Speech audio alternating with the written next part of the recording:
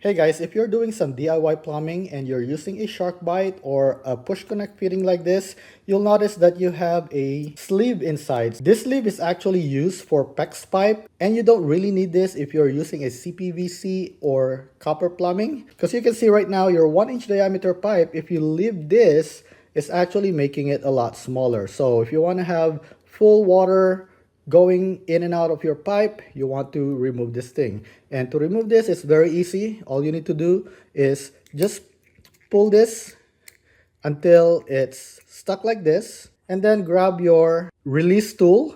And what you want to do is like just push it right here really hard and make sure it's even.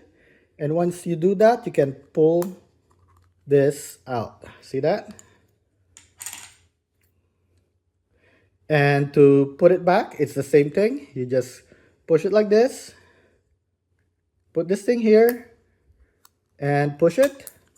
Now it's back in. Okay, so that's how you remove the sleeve from your SharkBite and other quick connect fitting. And if this is helpful to you, please make sure to like and subscribe so that more people can see this video.